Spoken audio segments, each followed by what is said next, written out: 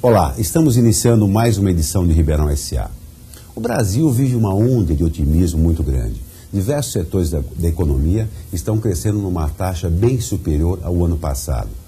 A própria Anfávia, que cuida justamente do volume de carros, cuida do setor automobilístico no país, emitiu uma nota recentemente que o primeiro semestre desse ano foi maior que o ano passado. E assim sucessivamente vem acontecendo em diversos setores da economia, como a agricultura também. Mas a semana passada, o Eike Batista, o número 1 dos milionários brasileiros, deu uma declaração importante, que na avaliação dele o Brasil cresce por mais 20 anos nesta mesma taxa. Analisando o comportamento mundial, isso significa que o Brasil vai estar numa situação muito privilegiada nos próximos anos. Mas para falar mais sobre otimismo e sobre as mentes que pensam de uma forma diferente, eu convidei o filósofo Talal Hussein. Ele é um especialista justamente no poder da mente e ele está aqui em Ribeirão Preto de passagem. Ele deu uma palestra na Uniceb Coque justamente sobre esse tema. Tudo bem, Talal? Muito bem. Muito obrigado pela sua presença aqui no Ribeirão S.A. para falar sobre alguma coisa que compete a todos nós, né? Que é o controle da nossa mente. Sim. E fazer aí um comparativo com o Brasil, né? O Brasil passa por uma onda, eu não sou da geração Y, que é uma geração que já convive com esse otimismo. A minha geração passou, assim, por fases de desemprego, por fases de dificuldades. E hoje não, nós vivemos um mundo muito diferente. Sim. Isso tem muito a ver com a mente da pessoa, né? Quer dizer, se você comparar o Brasil com a Europa, por exemplo, o Brasil está muito mais otimista do que a Europa. Sim, na verdade, todas as culturas, todas as civilizações, todos os movimentos políticos, econômicos, religiosos, sociais, advêm de uma ideia. E a ideia está na mente. Portanto, a mentalidade que você incorpora numa direção, numa corporação, numa instituição, onde quer que seja, isso se manifesta de forma muito concreta. Por isso é muito importante para aqueles que dirigem processos que saibam como pensar e como tomar as decisões da forma adequada, porque isso implica num volume de massa e de pessoas que vão estar agora tendo como reflexo tudo aquilo que foi pensado previamente por esses dirigentes. Então é contagiante a mente positiva. O peixe estraga pela cabeça.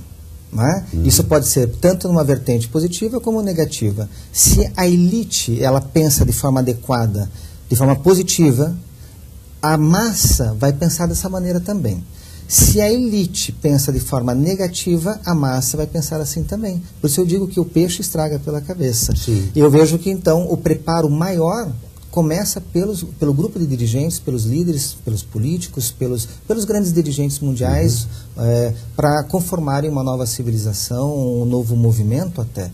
Eu acredito até mesmo que os próprios corpos humanos, as próprias identidades e tudo que nós vemos hoje, elas são um reflexo de formas de pensamento.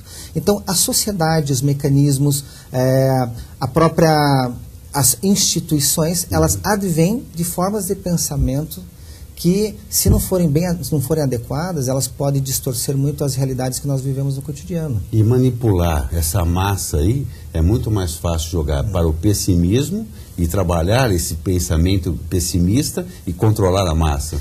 Quando um povo quer comandar um outro, no normal, quando vemos historicamente, o que vemos? Vemos que eles aniquilam toda a sua cultura, a sua religião, a sua tradição.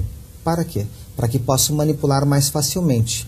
Assim entra a opressão, o medo, e é muito mais fácil manipular através do medo e da opressão do que através do otimismo.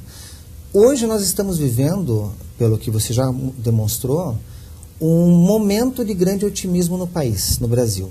Isso é bom por um lado, mas extremamente perigoso por outro. Por quê? O pensamento ele é diferente do otimismo em que aspecto? O pensamento ele é um ato racional, mental, e o otimismo ele incorpora, além do aspecto racional mental, o aspecto emocional. Portanto, o otimismo é um estado psicológico, que vai para além só de uma razão, ela também está imbuída de algo emocional. Portanto, quando as pessoas se veem de forma otimistas para fazer alguma coisa, isso traz motivação, traz força, contagia de forma positiva.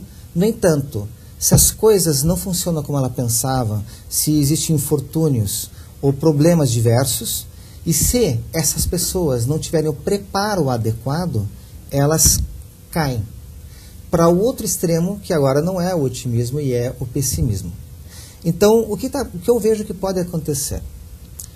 Será que o povo, será que as pessoas estão preparadas para o otimismo?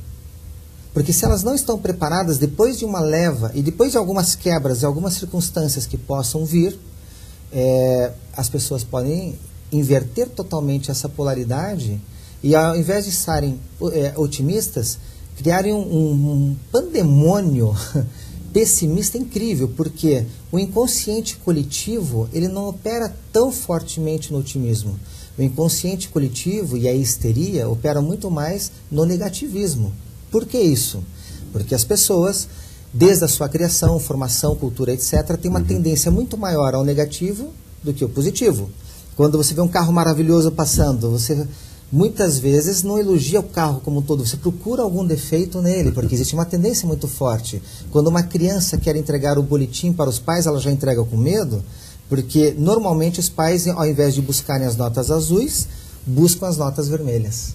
É uma tendência muito forte, pela educação, pela cultura, etc. Ao ponto que com 8 meses de idade, uma criança já ouviu 8.000 nãos. Mas essa é a nossa cultura, a influência brasileira, ou não? Essa mistura que nós temos, ou é um comportamento mundial? É um comportamento mundial. Hoje isso eu vejo de forma muito ampla, eu tenho viajado para vários países, estudado na medida que pude todos aqueles que a gente não pode estar. E eu tenho visto que o mundo hoje ela está submergido num caos de miséria e fome profundo, em vários sentidos, e muito mais do que só miséria e fome, de moral, porque eu acho que isso é muito mais grave, onde os dirigentes já não têm mais condições para dirigir, porque se você não tem a sabedoria dentro de você, como você vai dirigir? Como dirigir aos demais se você não dirige a si mesmo? Então o mundo está se invertendo muito. E eu vejo que isso é algo muito complicado para o futuro que vem, não só para o nosso país, mas para o mundo. Mas também acredito nos ciclos, porque quando você observa a natureza, quando você observa o mundo, existem ciclos. Tudo é cíclico, você vê isso na história, você vê na literatura, na música, em todas as coisas. Como o sol que nasce todos os dias, como a primavera, verão, outono e inverno, tudo é cíclico. Nós estamos entrando num momento nas civilizações, onde estamos deixando de ter cultura, portanto estamos perdendo a civilização. Mas por outro lado, como eu acredito que tudo é cíclico, voltaremos um dia a ter mais cultura e voltaremos a ter mais civilização. Mesmo com essa perda de ética que nós estamos tendo na política principalmente, é um escândalo atrás do outro. Quer dizer, como formar novas gerações com uma mente otimista, com uma mente positiva, mas ao mesmo tempo enxergando todo esse quadro de denúncias que acontecem praticamente diariamente? Já começa na educação, já desde cedo. Já começa com os próprios pais. Se os pais não têm formação, como eles vão dar formação? Já fica complicado. Mas, pelo menos as instituições, o governo deveria, através da educação, formar então esses indivíduos que não têm essa formação adequada em casa. Só que se dentro das instituições não se ensina a pensar, se dentro das instituições não se ensina a vencer os limites, a superar a si mesmo, a ir para além dos próprios paradigmas. Então você concorda que a metodologia aplicada hoje nas educações, no ensino geral, é errada?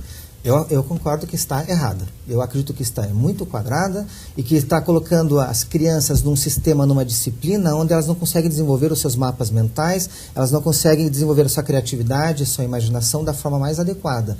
Eu acho que existe aspectos positivos na educação, mas está falho em muitos aspectos. Eu acredito que 5 elementos são importantes para o desenvolvimento. Passado está relacionado à memória, o futuro que está relacionado à imaginação, que são faculdades da mente, o presente através da atenção e do discernimento e o centro de tudo isso que é a consciência. Enquanto isso não for trabalhado de forma sistemática na educação, esses 5 elementos que são faculdades mentais, teremos mais robôs ou robots do que seres humanos ativos e inteligentes verdadeiramente. Tanto que muitos que se destacam com genialidades incríveis não foram aqueles que tiveram uma formação padrão. Foram aqueles que, mesmo dentro dessa formação, pensavam diferente, quiseram algo diferente, revolucionaram de alguma forma e foram para além das expectativas ou para além daquilo que a massa vai. Na verdade, muitos desses foram exatamente contra a correnteza. E eu acredito que hoje o sistema de ensino e a forma como são colocadas as coisas, além de inspirar somente informação e não só formação, estão colocando as pessoas como se fosse num corredor com um destino muito frio e gélido. Que eu vejo um pessimista nesse sentido. Sim. No entanto, acredito na lei dos ciclos, acredito que um dia as coisas podem ser diferentes. Por isso a minha parte otimista. A semana passada mesmo entrevistei um diretor educacional que ele coloca justamente essa questão. O aluno ele tem que ser parte integrante do desenvolvimento dos projetos dentro da área educacional. Ele não pode ser um mero ouvinte, como muitas entidades colocam o aluno como um ouvinte. Quer dizer, ele tem que ouvir e gravar aquilo, alguns até decorar. Quer dizer, acabou essa fase, essa nova fase, com toda essa parafernália hoje de informática, o aluno tem que desenvolver, ele tem que ser parte integrante do desenvolvimento do projeto. Sim. Aí ele vai se sentir valorizado e óbvio que ele não vai esquecer para o resto da vida daquele momento. Mas só voltando a uma questão anterior que você falou dos bens, né? É aquela situação, nós vivemos num mundo, principalmente num país, com desigualdades absurdas, né? Enquanto empresários como o Eike Batista analisam esse cenário de uma forma tão positiva, tão otimista, nós temos grande parte da população ainda na miséria. Quer dizer, é muito difícil você colocar na cabeça de alguém que passa por dificuldades, até com alimentos, que não consegue manter o básico da dignidade, né? Passar otimismo para essa pessoa. Então, o que você colocou agora, como reverter esse quadro dentro de um plano de filosofia que você enxerga tantas desigualdades? Eu acredito que para nivelar, entre aspas, nivelar, as desigualdades somente através da justiça. Mas o que eu quero dizer com justiça? É dar a cada um aquilo que lhe corresponde. Eu vejo que muitas pessoas que têm maior nível, que deveriam dar mais e se doar mais, têm certos privilégios que não deveriam ter. E eu vejo que pessoas que se sacrificam, que não têm condições e têm um grau consciencial muito menor, pagam preços muito maiores. Um exemplo disso, eu vejo às vezes alguém que tem uma consciência muito pequenininha, aonde por ter roubado uma galinha, ele vai preso e talvez pegue até uma prisão perpétua. E alguém que tenha um nível consciencial muito maior, que tenha feito outra coisa muito maior, passa batido, ninguém vê, não vê nada, absolutamente nada. O que está acontecendo? Falta de justiça, as coisas estarem adequadas a cada um de acordo ao nível consciencial. Eu não posso aplicar a justiça de forma igual para todos, porque não existe a igualdade. Ainda que se pregue, que se fale muito da igualdade, eu não sou igual a você. E eu não sou igual às pessoas que estão ouvindo agora. Ninguém é igual a ninguém. Não existe uma folha de árvore igual, não existe uma digital igual. Uma criança é capaz de mostrar claramente o que é uma coisa de diferente, o que tem de diferente de outra. Ou seja, não existe a igualdade. Enquanto quisermos aplicar justiça e implantarmos uma mentalidade igual para todos, isso nunca vai funcionar. Se aplicamos a justiça de forma diferenciada para cada nível social e de acordo com a sua necessidade, aí sim seria possível. E se eu quero inspirar o otimismo e desenvolver uma qualidade superior mental em cada indivíduo, isso tem que estar adequado ao nível daquela pessoa e naquilo que ela pode corresponder. Eu não posso querer uma pessoa que tem um nível menor, entre aspas, menor, porque tudo é relativo nesse sentido, querer que ela compreenda a trigonometria em aspectos astronômicos e compreenda a capacidade mental em esferas inimagináveis. Ainda não dá, mas ela poderia compreender algo de acordo à linguagem dela. Okay. E é isso que teria que estar adequado dentro da educação e dentro do sistema que eu considero como justiça. Estar adequado. Um pouco utópico nesse momento, mas com uma proposta a médio prazo. Tá lá, vou pedir só um minutinho para o intervalo, nós já voltamos. Muito bem. É só um minutinho, nós já voltamos com o Ribeirão S.A.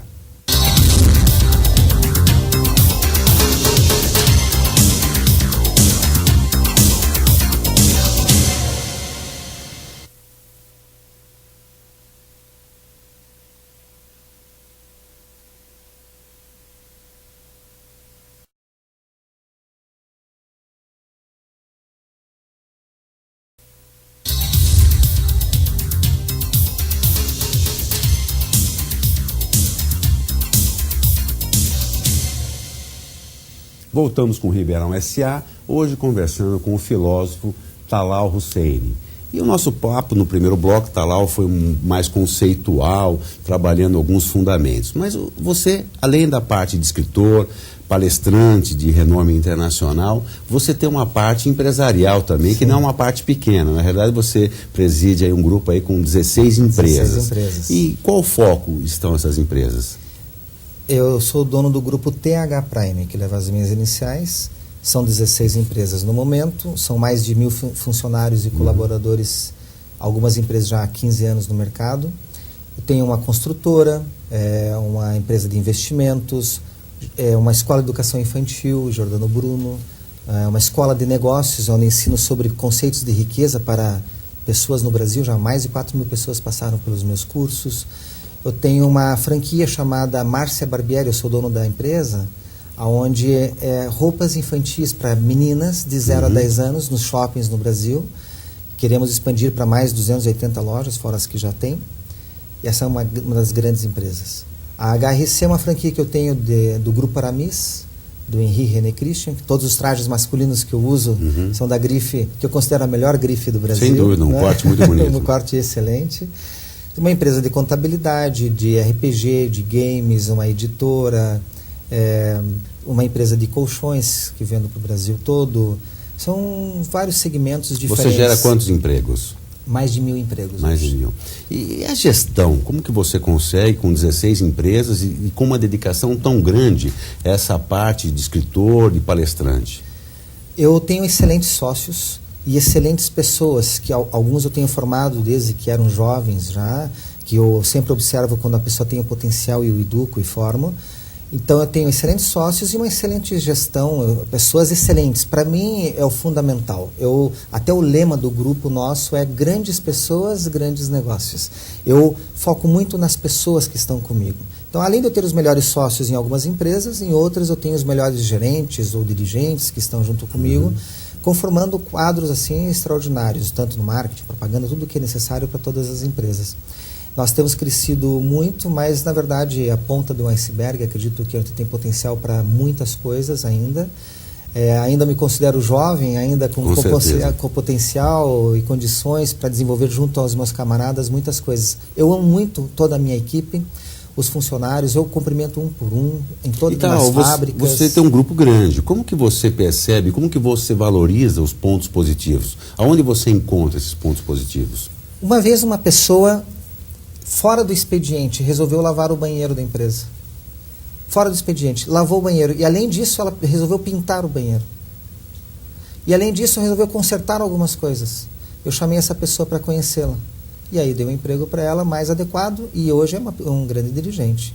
Tive uma pessoa que era um sapateiro, era um engraxate. E eu conversando com ela, vi que ela tinha a ambição necessária para crescer, mas ao mesmo tempo as condições para que essa ambição não levasse ela, porque muitas vezes somos levados pela ambição, então tem que ter um equilíbrio disso também, tem que ter ambição, mas tem que ter um certo equilíbrio. Eu vi nos olhos dessa pessoa, formei ela junto comigo, hoje dentro do grupo é um grande empresário, dentro do grupo muito bem sucedido. Quando eu observo as pessoas, eu vejo se tem, de acordo a certas necessidades, por exemplo, se ela tem o perfil de colaborador, de controlador, de competitivo ou criativo. Eu observo se ela é uma pessoa de boa índole, com grande capacidade, com boa dação, porque se a pessoa ela olha o horário que ela quer sair, com certeza ela não vai crescer muito comigo, embora tenha horário para sair. Mas eu vejo a iniciativa, a forma, a predisposição, a garra. E se eu viro as costas, coloca já os pés na mesa, também não vai ter muito futuro comigo. Tem que ser uma pessoa de coração, boa índole, que queira crescer muito.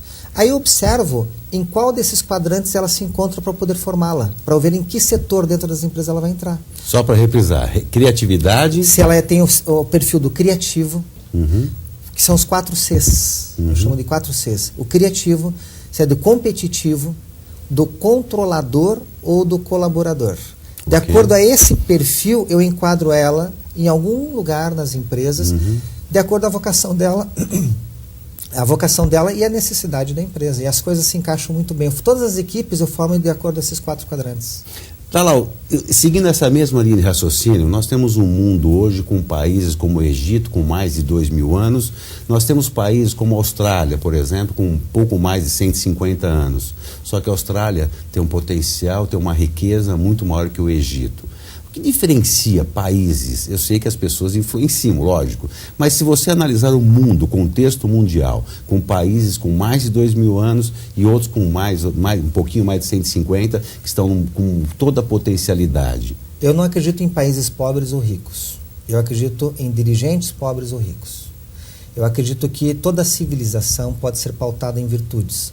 Toda a configuração civilizatória ou de um país, ela é um reflexo do dirigente daquele país. Você pode pegar uma cidade muito pequena e transformá-la, entre aspas, num país extraordinário e brilhante. Mas isso é não só a gestão que tem que ser adequada, mas é a visão do dirigente. E essa visão tem que ser muito especial. E se for uma visão egoísta, não promete muito. Se é uma visão altruísta, aquele país tem um grande potencial, independente de onde ele se enquadra, se é 8º mundo. Ele pode se tornar um 1º mundo, depende do dirigente, porque o dirigente ele forma tudo que está ao seu redor e muda a realidade que está ao redor dele. E eu acredito sinceramente nisso.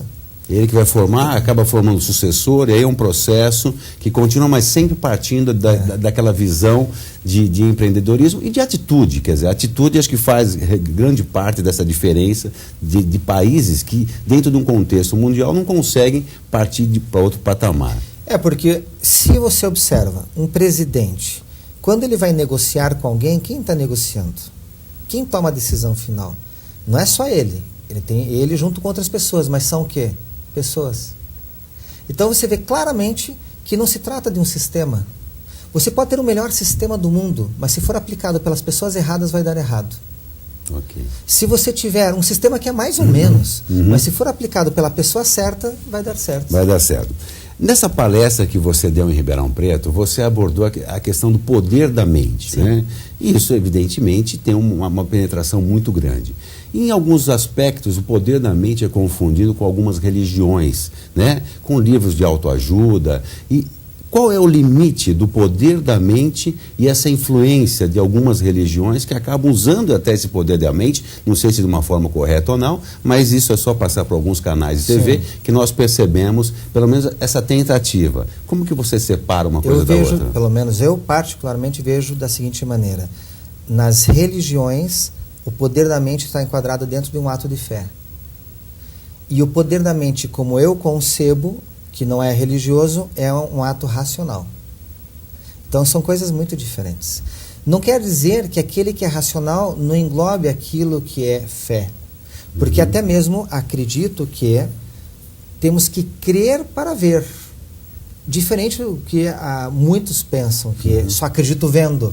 Não, eu acredito que você tem que acreditar para ver. No entanto, isso, dentro da minha concepção, é um ato racional mental superior, onde você tem, através do conhecimento, que compreender e executar certas ordens mentais e saber realizar isso em planos emocionais, energéticos e físicos para realizar aqueles atos mentais. A fé, ela está dentro do processo. Dentro das religiões, ela é muito mais um ato de fé do que racional. Muito mais. Hoje estão procurando mudar isso. Eu sei que em várias religiões estão procurando mudar isso. Eu acho que é até muito bom. Só não sei se vão deixar de ser religiões. Né? Sim. Não é? Eu já não quero entrar nesse mérito porque eu não sou religioso, eu sou um filósofo. Mas eu acredito que a mente humana e o poder da mente, ela vai para além de qualquer religião, de qualquer crença, credo, condição social, de qualquer coisa. Eu acredito que ela antecede a tudo isso. E que é um poder inerente a todo ser humano. E talvez ele não chegue a esse conhecimento pela própria ignorância, mas todo ser humano tem esse potencial dentro dele porque ele está dentro da natureza. Não é a mente que está no ser humano. É o ser humano que está dentro da mente, porque a mente, ela tem como raiz o próprio universo. E muitas vezes nós nos desconhecemos e nos perdemos e perdemos o ponto de contato com relação a isso. Agora, quando nos conectamos com essa realidade, onde nós nos conectamos com algo maior, que é essa mente, já não importa muito se é religião, se é isso, se é aquilo, você vai se comunicar com algo maior. Agora, como filósofo, eu prefiro transferir todo esse conhecimento universal através de atos racionais, compreender, como funciona, como eu mostrei na minha palestra. Ok. Que você tem que racionalizar, compreender e tem atos concretos, porque não adianta você ficar, cadê a minha Ferrari? Eu quero ter uma Ferrari. E cadê a Ferrari? Falta muitas coisas também. Ou se você quer muito que a Ferrari chegue, vai faltar alguma coisa também, não é? Com certeza. Eu sou uma pessoa muito pragmática. Eu penso muito na mente. Para mim, é o que eu vejo como grande êxito na minha vida. O grande triunfo da minha vida foi ter concebido o poder da mente. E como realmente tem mudado completamente a minha vida, ao ponto de eu sempre estar sem estresse ante tantas coisas que acontecem na minha vida. Falando de estresse, como que você controla uma doença? Porque tem muita influência o poder da mente em relação à doença, em relação ao o estado de saúde da pessoa. Como funciona essa relação? Quando nós pensamos alguma coisa positiva ou negativa, isso agora se densifica num campo chamado emocional. 7 vezes mais. Que depois se densifica no campo energético, 7 vezes mais. E que depois se densifica no ponto concreto, 7 vezes mais. Portanto, o único pensamento chega lá embaixo, criando estrondos de coisas boas ou ruins. Então, na sua mente, se você sabe como pensar, você realiza grandes feitos na sua vida. Se agora você sabe como fazer também, mas começa tudo com o pensamento. A psicosomatização é um fato. Eu sei de pessoas que, estando de cama, chega uma notícia como, você ganhou na loto. A pessoa sai e fica bem. Aí você fala, não, era brincadeira. É capaz que morra agora. Porque teve um outro ponto. A mente realmente é impressionante. Porque tudo que nós vemos do mundo, nós construímos dentro dela. A realidade que nós vemos do mundo é uma realidade que está dentro de nós através da nossa mente. E tudo que está na nossa mente se densifica através das emoções, das energias e do plano físico concreto. Então, se eu estou no inferno, mas na minha mente eu estou no céu, eu estarei no céu. Ok, o que vale é realmente o pensamento positivo. É o que vale é o pensamento positivo e como você vai realizar esse pensamento positivo. Tá lá. Infelizmente, nosso tempo está acabando, mas esse papo está muito agradável. Eu gostaria que você deixasse aqui um e-mail, o teu site, para ter mais informações. Pode entrar no www.pazguerreira.com.br. Paz Guerreira. Paz Guerreira. Então, pazguerreira.com.br. Que leva o título do meu livro. Com licença. O livro, esse foi o seu último livro, que você, inclusive, é importante salientar, foi um recorde de vendas e lançamento no Brasil. Total. Paz Guerreira. Em 4 meses, ele vendeu mais de 30 mil livros, se tornou um best-seller em 4 meses. Já temos contrato com Portugal, Espanha e Estados Unidos e já tem convite para virar filme, inclusive. Maravilha, você parabéns. Vê como é o poder da mente, não é? Ótimo, com certeza, com certeza. Então vai uma dica aqui, uma boa leitura. Quantas páginas, Salão? Depende de como você vê.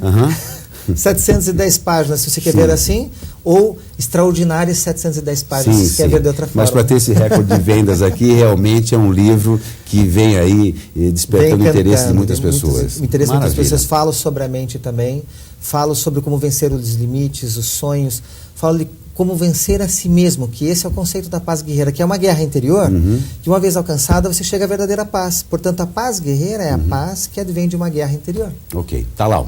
Muito obrigado. Muito obrigado. Até uma próxima oportunidade. Muito obrigado. Ribeirão SA fica por aqui. Até a próxima semana.